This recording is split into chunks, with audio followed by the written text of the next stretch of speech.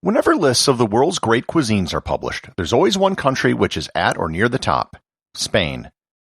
Yet, Spanish cuisine is mostly a collection of regional cuisines from around the country, which all fall under the umbrella of Spanish. Learn more about Spanish food, its history, and where it comes from on this episode of Everything Everywhere Daily.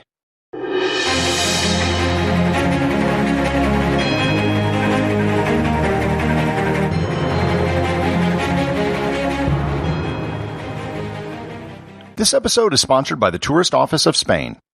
There are a lot of great places to eat in Spain. In fact, Spain has 11 three-star Michelin restaurants, which is the fourth most of any country in the world, and they also have 7 of the top 50 restaurants in the world. There's Azrac in San Sebastian, La Sarta in Barcelona, and the restaurant voted the best in the world, El Celler de Can Roca in Girona. We also can't forget the world's oldest continually operating restaurant, and Ernest Hemingway's favorite, Sobrino de Botan in Madrid, where you can actually sit at Ernest Hemingway's table.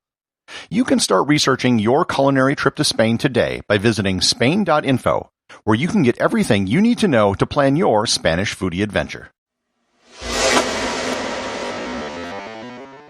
We might as well start this episode with the most well-known part of Spanish cuisine, tapas. Technically speaking, tapas really isn't a cuisine so much as it's just a style of eating. You can serve anything tapas style, including food which isn't even Spanish. For those of you who are unfamiliar with tapas, it's basically small appetizer-sized plates with small portions. It was traditionally served for free at bars to encourage people to drink more, but nowadays you'll find pubs and restaurants which focus exclusively on tapas. The original tapas were literally pieces of meat or cheese which were served on top of a glass of wine. The word tapas comes from the Spanish verb tapar, which means to cover. This originally may have had the pragmatic purpose of keeping dust and insects out of a beverage, and the food cover might not even have been intended to have been consumed.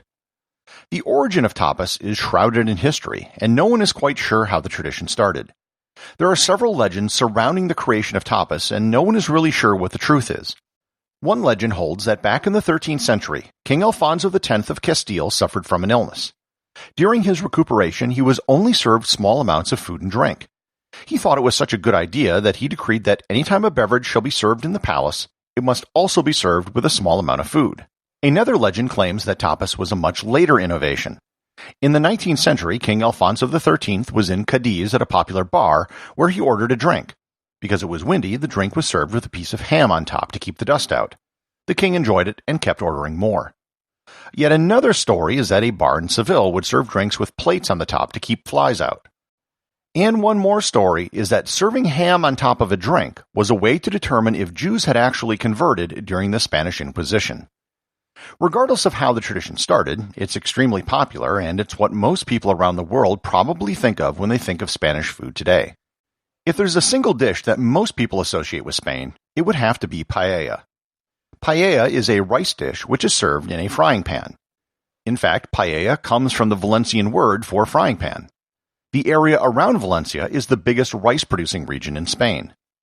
The dish was originally made for farmers who would come in for lunch. They would collect anything and everything they could from the fields to prepare the meal. That is why, beyond rice, there really isn't any set ingredients for paella. You can have almost any meat, seafood, or vegetable in a paella. To this extent, paella is a lot like pizza. You know a pizza when you see it, but pizzas can have totally different ingredients. One of the most unique paellas, which isn't that uncommon really, is a black paella, where the color comes from squid ink. And by the way, most restaurants in Spain will only serve paella for at least 2 or more customers, because of the size of the pan that they're cooked in. Some paellas are enormous. I've personally seen paellas that required a whole group of people just to carry it. The world's largest paella was 21 meters in diameter, had 6,000 kilograms of rice, 12,000 kilograms of rabbit and chicken, and served 110,000 people. It was prepared by the town of Galbas in Valencia. There are different philosophies about paella, even around Valencia, about how much liquid it should have, so any paella you get will have a great amount of variety beyond rice grilled in a pan. Another staple of what people would consider Spanish cuisine is sangria. Sangria is a punch with a mix of wine and fruit. Sangria's history goes back well before the creation of Spain. People have been mixing fruit with wine since they've been making wine.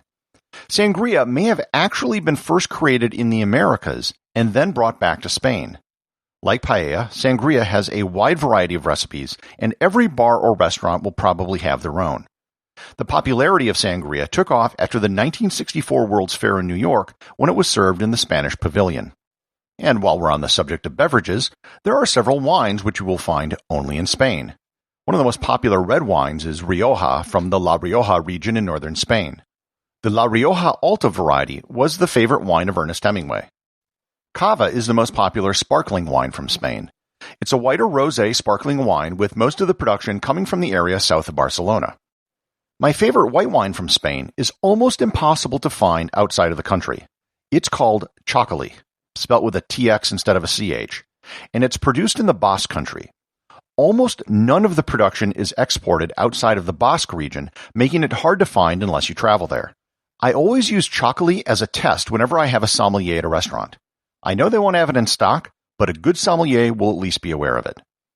On the topic of Basque beverages, I'd be remiss if I didn't mention my favorite beverage from the entire country, Sagardoa, or Basque cider. You'll actually find similar ciders in all of northern Spain, including Galicia and Asturias, and all of them which I've had are great. The cider is very dry and very different from other types of ciders you may have had. Usually, only a small amount is poured into each glass, almost as if it were a hard liquor.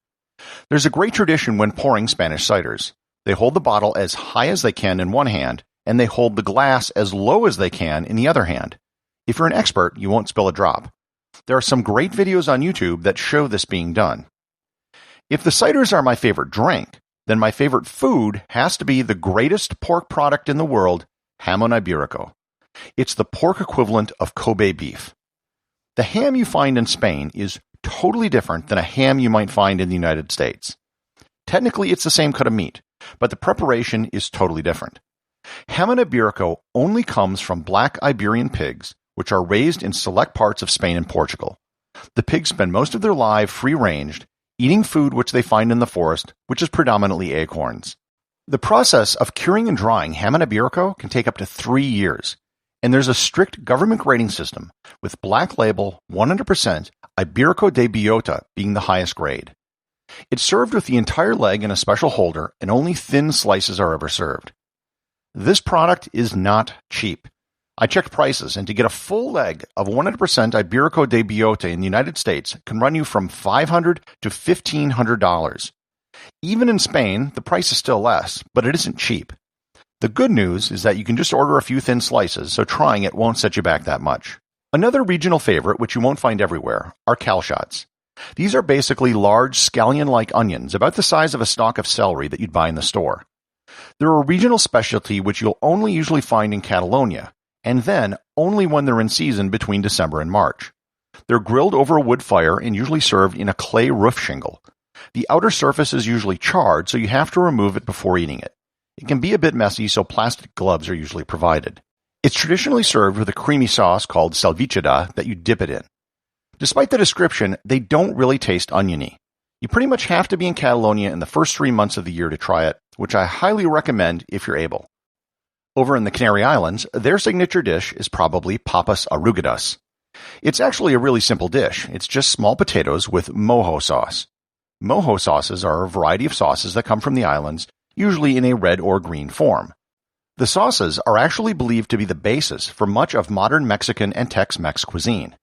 Many of the original settlers of Texas, especially in San Antonio, came from the Canary Islands and brought the sauces with them. Speaking of Mexico, I have to mention what will happen if you order a tortilla while you are in Spain. A tortilla in Spain is not a flatbread made of wheat or corn, which is the staple of Mexican food. In Spain, a tortilla is an egg dish like an omelet or a quiche. In fact, the Mexican tortilla got its name from the Spanish tortilla. When the Spanish first arrived and saw its round shape, they compared it to the egg dish they knew from back home, and the name stuck. Of course, we have to end with dessert, and the dessert which Spain is most famous for are churros. A churro is just a long piece of fried bread, not too dissimilar from a donut. However, it's usually served in Spain with a cup of chocolate for dipping. The churro is believed to have originated in China, and it was brought to Europe by Portuguese traders, which is how it then arrived in Spain. You can find churros everywhere Spain had colonies, with each country putting their own spin on the treat. So, no matter where you go in Spain, despite the regional variations in food, I guarantee you that no matter what you eat, you will have some of the best meals of your life. Executive producer of Everything Everywhere Daily is James Makala. The associate producer is Thor Thompson. Remember to leave a 5-star review to get your review read on the show. They can be left at Apple Podcasts, Podcast Republic, or wherever you listen to the show. Also, you can help support the show over at patreon.com. Patrons can get merchandise like t-shirts and hoodies, as well as having direct access to provide suggestions for future episodes.